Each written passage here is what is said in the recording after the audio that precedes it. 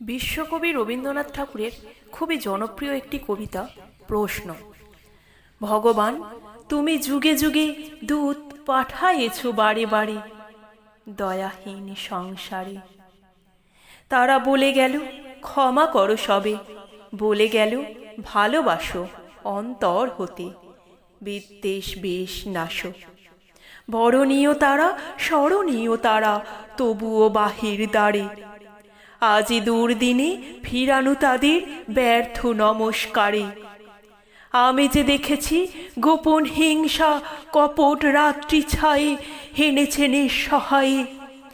আমি যে দেখেছি প্রতিকারহীন শক্তির অপরাধে বিচারের বাণী নীরবে নিভৃতে কাঁদে।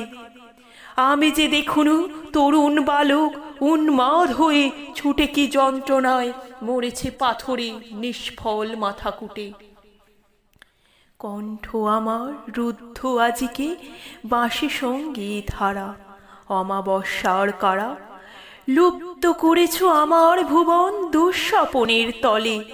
তাই তো তোমায় সুধাই অশ্রু জলে, যাহারা তোমার বিষায়েছে বায়ু নিভাইয়েছে তব আলো। তুমি কি তাদের ক্ষমা করিয়াছ? তুমি কি বেসেছ ভালো?